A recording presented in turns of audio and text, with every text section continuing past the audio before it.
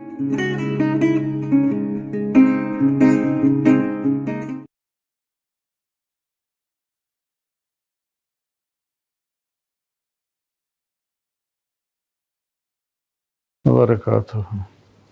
میرے محترم بھائیوں، بہنوں، بچوں، بچیوں، پاکستان کے تمام عوام چاروں جگہ کے آپ سب کو میں دوبارہ سلام پیش کرتا ہوں، اور ایک اہم بات آپ سے عرض کرنا چاہتا ہوں۔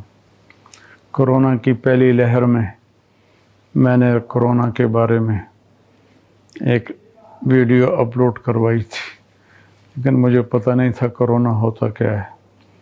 اس دفعہ میں خود اس کی لپیٹ میں آیا ہوں، اور اللہ تعالیٰ نے اپنے فضل سے مجھے صحت، شفا، عافیت بخشی ہے۔ 10 دن ہاسپٹل میں رہنا پڑا، تو منگل والے دن میں گھر واپس آیا ہوں۔ تو میری آپ سب سے اپیل ہے، یہ ایک بلا ہے، یہ ایک آفت ہے، اللہ کی طرف سے کوئی امتحان ہے۔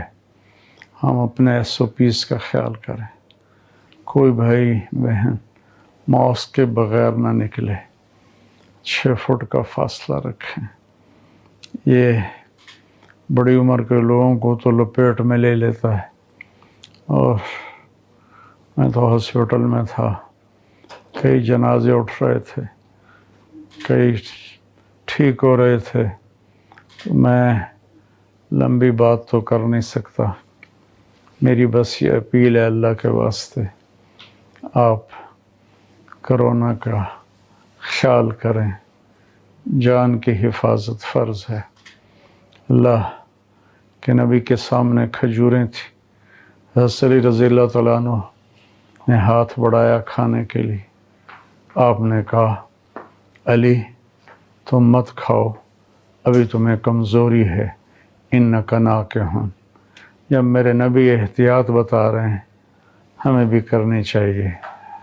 اللہ تعالیٰ مجھے آپ کو عمل کی توفیق بخشے۔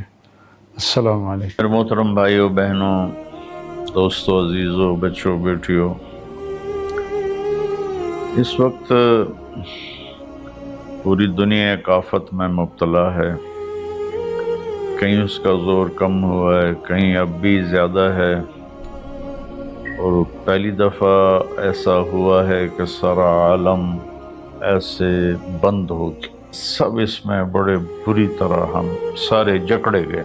اللہ تعالیٰ کیا فرماتے ہیں؟ ما اصابکم من مصیبت فبما کسبت ایدیکم، جو تکلیف تم پر آتی ہے تمہارے گناہوں کا نتیجہ ہوتی ہے۔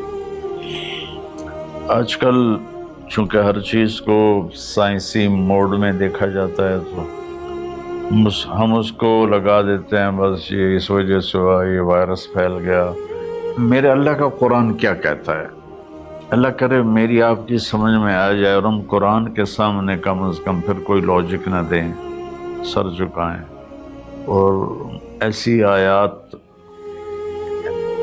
قرآن میں ہیں جن میں کوئی دوسرا مطلب بن ہی نہیں سکتا۔ مثلا ما اصابکم من مصیبت، جو بھی تم پر تکلیف آتی ہے، فبما کسبت ایدیکم، جو مصیبت تم پر آتی ہے اس میں تمہارے گناہوں کا نتیجہ ہوتا ہے، وہ تمہارے اپنے ہاتھوں کی کمائی ہوتی ہے۔ تو اب اس میں اللہ کا قرآن تو یہ کہتا ہے کہ جب لوگ مرد عورت بہت زیادہ نافرمان ہو جاتے ہیں تو اللہ ایسے جھٹکے دیتا ہے۔ میری اس تمہید کا مقصد یہ تھا کہ ہم احتیاطی تدبیر بھی نہیں اختیار کر رہے اور آسمانی تدبیر بھی اختیار نہیں کر رہے۔ ہمارے شہر کھلے تو ساتھ ہی وبا ہوا کی طرح پھیل گئی۔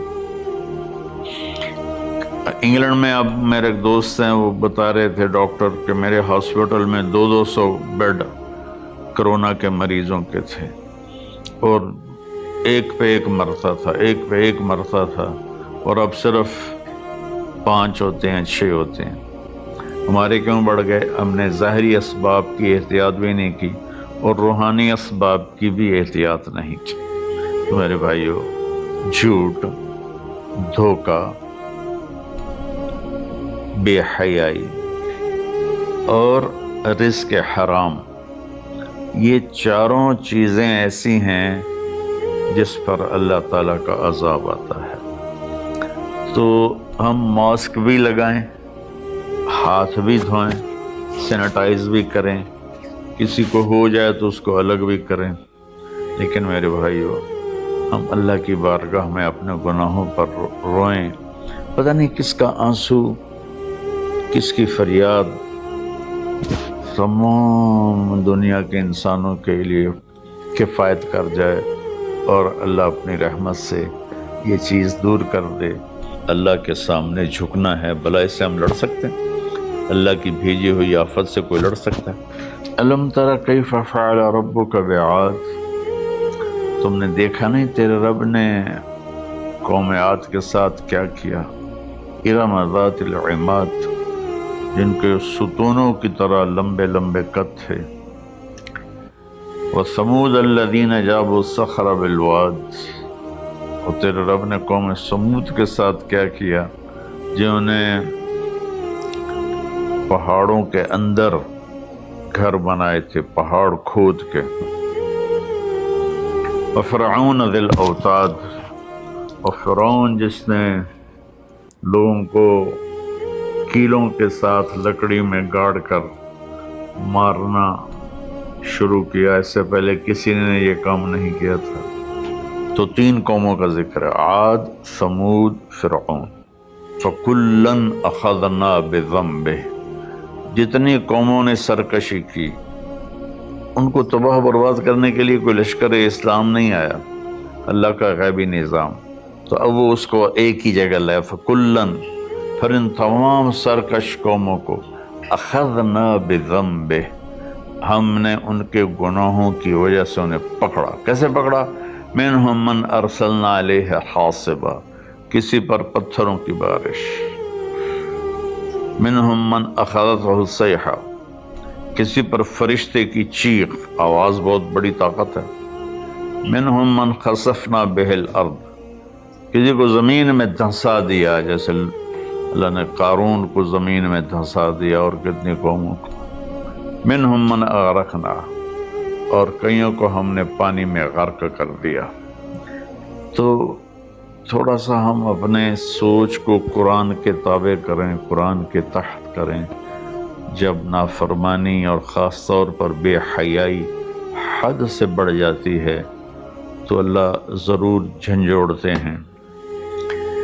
وَلَنُذِيقَنَّهُم مِّنَ الْعَذَابِ الْأَدْنَىٰ دُونَ الْعَذَابِ الْأَكْبَرِ لَعَلَّهُمْ يَرْجِعُونَ، ہم انہیں چھوٹے چھوٹے عذاب دیں گے، بڑا عذاب نہیں دیں گے۔ اللہ کے نبی کے بعد یہ ہو گیا، پہلے تو پوری قوم کو صفحہ ہستی سے مٹا دیا جاتا تھا۔ ہر مسلمان جانتا ہے جو تھوڑا سا بھی پڑا ہوا ہے کہ اللہ نے بنو اسرائیل کے ایک قبیلے کو پورے کے پورے کو بندر بنا دیا۔ فَلَمَّا عَتَوْا عَمَّا نُهُوا عَنْهُ قُلْنَا لَهُمْ كُونُوا قِرَدَةً خَاسِئِينَ، اللہ نے کہا ہفتے کو مچھلی نہیں کھانی، باقی 6 دن کھاؤ۔ امتحان آ گیا، 6 دن مچھلی آتی نہیں تھی، ہفتے کو سارا دریا بھر جاتا تھا، تو انہوں نے دریا کاٹ کے تالاب بنائے اور اس میں پانی دریا کا آتا، تو ہفتے کے دن پانی آتا تو مچھلیاں بھی آتی تو آگے ڈکا لگا دیتے، اتوار کو شکار کر کے کھا لیتے۔ تو اللہ نے ان کے نبی سے فرمایا کہ دیکھو یہ مجھ سے چکر بازی کر رہے ہیں۔ تو وہ کہنے لگے ہم تو کوئی چکر بازی نہیں کر رہے، ہم تو اتوار کو شکار کرتے ہیں، ہفتے کو تو نہیں کرتے۔